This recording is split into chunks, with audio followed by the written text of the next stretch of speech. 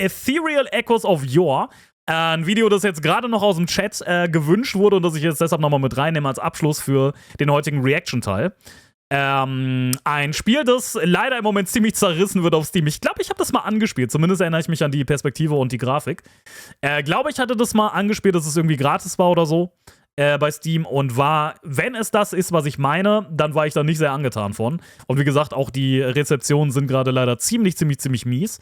Aber wer weiß, vielleicht völlig ohne Grund und der Trailer wird uns jetzt umhauen. Also gucken wir das nochmal zum Abschluss heute. Ethereal Echoes of Yore ist gerade, glaube ich, seit, weiß gar nicht, seit einer Woche oder 2 oder so ist es auf Steam. Können wir eben kurz gucken, warum eigentlich nicht? Ethereal Echoes of bla bla bla. So, was hat das für Wertungen? Das hat größtenteils negativ. Okay, ist schwierig, ist tatsächlich gerade schwierig. Wir sehen hier größtenteils negativ. Also kommt nicht allzu gut an, wird gerade ziemlich zerrissen. Das hatte ich auch schon im Vorfeld gehört und umso spannender, das auch nochmal sich anzugucken und zu schauen, woran es denn eventuell liegen könnte. Das hier ist ein First Impression Review. Weiß nicht, wie positiv die ist. Tiber-like MMORPG. Weiß nicht, Entschuldigung. Weiß nicht, wie kritisch man da eben vorgehen wird bei dem Ding. Aber ja, wir schauen einfach mal rein. Let's go. Is an indie sandbox PvP MMO set in the world of Irumesa. The game launched on Steam yesterday on the 1st of May, and it has had one hell of a rocky launch. This is a really unique MMO, so here are my first impressions after playing the game on release. And I want to start this off by saying I review a ton of games, a ton of MMOs on this channel, and I try and find the good and the bad. If I really don't like a game, I'll still try and play it to end game to give a detailed review of everything wrong with it or everything right with it. And even if I can't stand the game, I will give you all the good reasons and reasons you might like it. And I try and stay as impartial as possible. And most of my reviews are generally positive.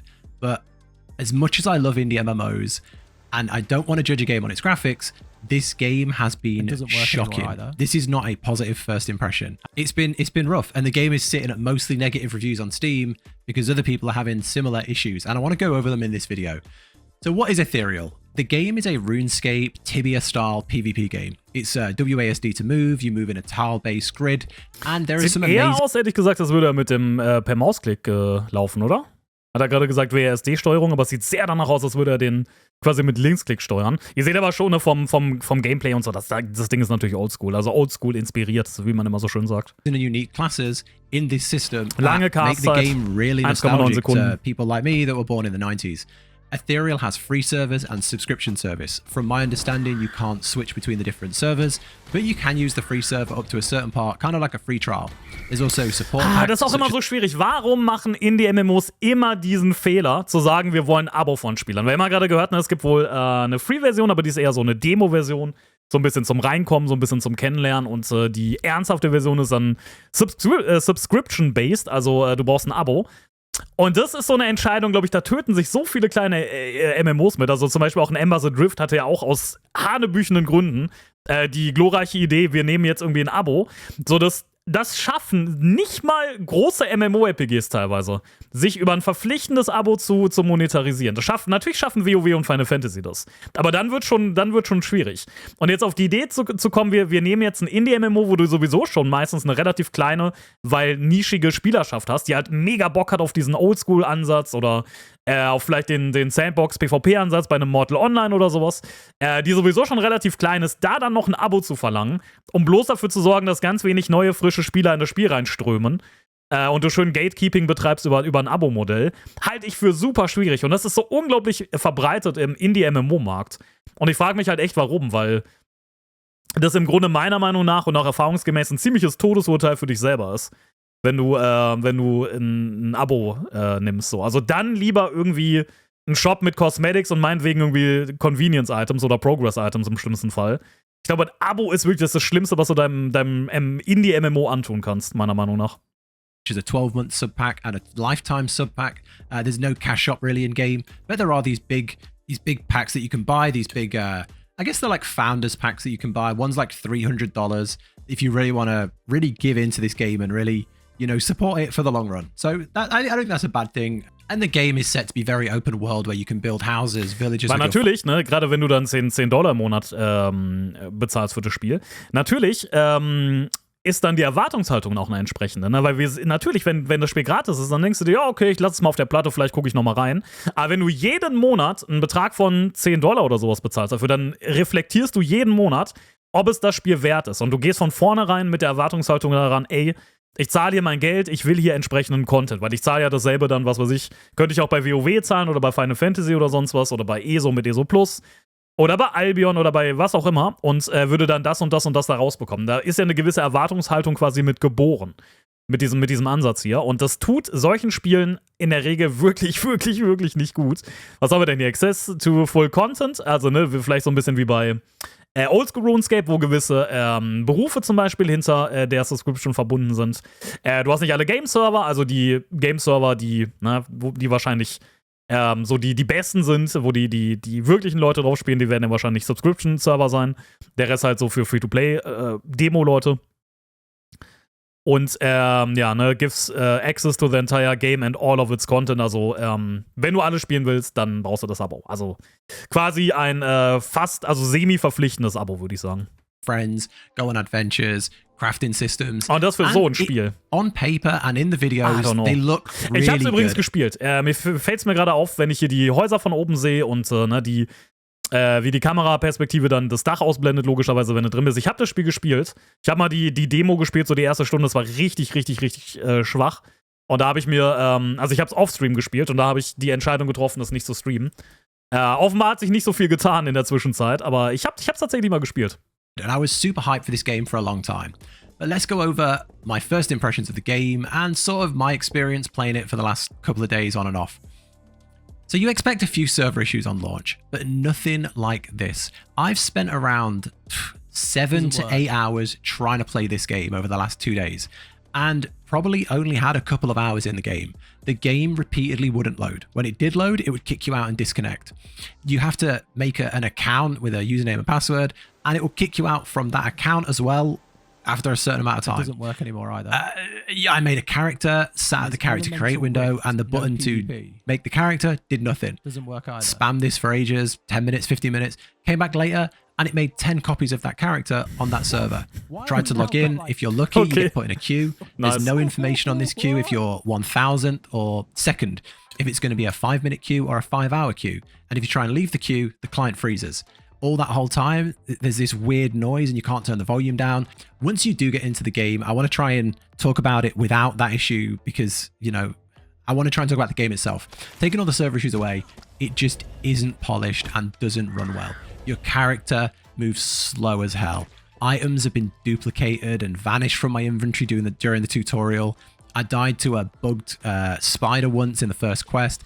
Text overlays on top of other text and you can't read it properly. Oh my God. The map is just a mess. The whole Könnt ihr euch noch an die Map erinnern von Crowfall? Oder an die Map von Herr der Ringe Online? Ich glaube, wir haben einen neuen Tiefpunkt erreicht, Leute. Was ist das denn? Was ist das denn? It just feels unfinished and rushed. The design has elements that feel really nostalgic and cute. Like you go over to a box and you have to right-click. Also in dem Fall lieber keine Nostalgie. Lieber die Errungenschaften der Moderne als diese Pseudonostalgie hier. Ich bin so schlimm sahen die Sachen auch nicht in den 90ern aus, ganz ehrlich. Selbst in den 90ern hat man schon bessere Maps hinbekommen als das hier. You go to some stairs, right-click, climb, or right-click, use. The combat is, you know, there's tile-based and you have to, like, put spells on the ground. It just feels nice as someone who played, you know, those old-school games, Tibia, RuneScape, that sort of thing. It feels good. But then there's parts which aren't, you can't call them nostalgia. They just feel plain lazy. The pixelated map where you can't see any details and everything just blurs into each other is horrible. Needing to go through a massive loading. Auch da oben, ne? Ihr habt ja da oben die Minimap und vergleicht mal den Stil mit dem Stil der Grafik, die ihr hier seht. Also das clasht ja so dermaßen. Das wirkt ja wie ein kompletter Fremdkörper, als hättest du da irgendwie so ein künstlichen Bild drüber gelegt oder so, ne? um die Map zu verdecken quasi. Wie Streamer das manchmal machen, wenn sie streamen und dann wollen sie irgendwie, dass die Minimap nicht gezeigt wird oder so. Das ist ja ein Desaster stilistisch. Screen to go from one room to another on an SSD in 2023 just feels terrible. Yeah, really, really not great. And one small gem is the classes and the combat. You pick a start invocation and it can evolve into something better down the line. There's some real interesting choices here. Knights like Dragon Knights and Demon Knights. I went with a magic user that can shadow cast like a warlock in WoW kind of thing. And there's a summoner type build as well that can summon monsters. And the combat, credit where credit's due, feels good for this sort of game. There's you can target enemies, you can target the ground. Sieht ehrlich gesagt nicht danach aus, aber gut. There's debuffs and buffs, food buffs, things like that. And I think they've done a good job with the combat. I want to play more of the combat. I do think this is a good combat game. If you can play with this sort of art style and this sort of nostalgic game, I think there's good combat here, and I would love to see where these classes develop to in the future. But I'm not paying a sub for this game in its current state, hands down, just on principle. I'd love to get to endgame for you to make a really good review, but I don't think it deserves it at this point. I played the game for a solid couple of hours, and it was just a really bad experience. I enjoyed the combat, I enjoyed the retro style, the click to use style systems were really refreshing, but it was just a bug-filled, stressful mess. Items. So during the tutorial, there's an item is go craft something, and the items just got lost. The items, I crafted it and it vanished. I don't know. My options were to skip the tutorial or hand the item in. That's it. So I skipped the last part of the tutorial. Blude, vielen Dank für die 4. Danke. There was a spider near the first house that bugged out. It trapped me and killed me like 3 times at level 1. I don't know. And it's a PvP game. I think I dropped my items. My top fell off at least. I ventured towards, which looked like a class trainer later on, and it says, go find the source of magic and use a spell on it to learn a new spell. Cool. My spell didn't work on it. Not sure if this was lag or a server issue or an in-game bug. With everything going on, I don't know. I was just so frustrated that I thought, you know what, let's just step away, go do some crafting, go explore. I left the city, got disconnected. I got back on about 2 hours later, and the game was just unplayable. Players and mobs were just lagging around and rubber banding. It improved, and I went out of the city, and I started a fight and died again to lag. I look over at I had a task manager because it felt a bit weird. Also gerade bei solchen Titeln, aber manchmal habe ich so das Gefühl, nur weil du Oldschool RuneScape sein willst, heißt halt nicht, dass du Oldschool RuneScape sein kannst. Also, ne, nur die Tatsache, dass halt da so ein bisschen die Nostalgiewelle geritten wird und du halt keine mega krassen Visuals hast und kein mega krasses Combat, heißt es nicht, dass am Ende ein gutes Spiel raus wird. So. Du brauchst halt so diese Art von Magie und diese Art von Detailverliebtheit und so dieses eine Zahnrad, das ins andere greift, damit da ein gutes Spiel draus wird. Und ich habe halt manchmal so das Gefühl, Entwickler oder große, oder keine großen, eher kleine Firmen, verwechseln das so ein bisschen oder schätzen das ein bisschen falsch ein. Also, es ist nicht so einfach, ein gutes Nostalgiespiel zu machen. So, nur weil du kein krasses Gameplay und keine krasse Grafik abliefern musst, heißt nicht, dass es jetzt einfach wäre, so ein Spiel zu bauen. Das sehe ich bei ganz vielen Indie-MMOs, die halt am Ende failen, weil sie wirklich, wirklich, wirklich schlecht sind. Also beste Beispiel für mich ist Ember the Drift. Ember the Drift ist wirklich mit Abstand das beste Beispiel. Gibt viele davon. Aber das ist wirklich für mich das Paradebeispiel. Du hast eine Idee, was du halt in den Vordergrund stellen willst, soziale Interaktion, Oldschool-Ansätze, und du machst es einfach scheiße. Es wird kein gutes Spiel draus, nur weil du versuchst, Oldschool-RuneScape zu sein. Das ist nicht so einfach. So, da brauchst du mehr als alte Grafik, einen halbwegs nostalgisch klingenden Soundtrack und ein billiges Kampfsystem. And my GPU's like und dann Abo ist natürlich sowieso noch schwierig. Niche Indie game. I don't understand why it feels so rough to play, but it's not smooth in the slightest. This is a subscription-based game. There are so few subscription-based games in 2023 because the bar is so high. The game's £10 a month, $10 a month. You can play WoW or Final Fantasy XIV for $15 a month. You can play almost every other MMO out there for free. There is no world or reason where this game is worth a subscription or your time. I have never reviewed an MMO and said to flat out not play it, but I can't recommend this game to anyone. If you have a burning love for RuneScape and Tibia, dann spiel those RuneScape. games came out in the late 1990s. Also ganz ehrlich, wenn du so viel Liebe hast für RuneScape oder Tibia, dann spiel RuneScape oder Tibia. Also, ich kann verstehen, wenn man vielleicht was Neues will in dem Stil, aber es ist halt einfach nicht so einfach, diese Qualitäten zu reproduzieren, ohne dass du wahrscheinlich dann ein entsprechendes Team hast oder ein Budget oder so oder Leute, die wirklich wissen, was sie tun. Ich würde empfehlen, wenn ihr solche Spiele mögt, dann spielt fucking Oldschool RuneScape. Absolute Perle. Aber nicht sowas. Really early 2000s, go play them. They're still better and more polished than Ethyrial in 2023. I love the art style of this game. I love the tile-based combat, the classes, and I've been excited to play this since I first saw the trailers of it. Sieht übrigens auch die ganze Zeit nach FPS-Einbrüchen aus. Ich frage mich, wie ein Spiel das so aussehen kann, es schafft, FPS-Einbrüche zu produzieren. It's on Reddit ages ago. Sehr faszinierend. It needs so much more time in development. It needs server stress testing, bug fixes, optimization, and polish before it's even worth playing for free. Even then, I don't think a niche game that looks like this should have a sub fee. This is, of course, all just my opinion, and the game is a free trial servers, so if you do want to go check it out, go for it. I'm probably a little bitter from the amount of issues I've had trying to play this game. Maybe in a month when, you know, loads of players have moved on, it'll be smoother, and you'll have a more, you know, a smoother intro to the game. FPS-Einbrüche, holy moly, habt ihr das gerade gesehen? Als er da durchgelaufen ist, ich meine, natürlich habt ihr das gesehen. Crazy. You'll have more patience for it, but for me, my first impressions, it was awful, and it's a shame because I really wanted to put some time into this and enjoy it. I'm a huge lover of full loop PvP games. Some of my, you know, I've got like 500 hours in Mortal Online 2. I'm a big fan of that style of gameplay, and I was ready to go all in with this based on the trailers, but you can't. I can't put my time into a game that just doesn't work, and when it does work, isn't optimized well enough to perform as an MMO should. But yeah, that's it. I'd love to make a deep dive on the crafting, the systems, the housing, the end game.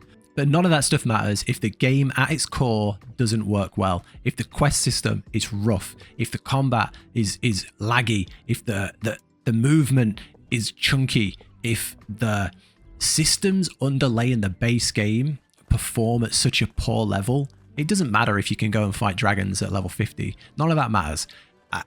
That's the first impressions, not a full review, but yeah, that's my experience of Ethyrial on release.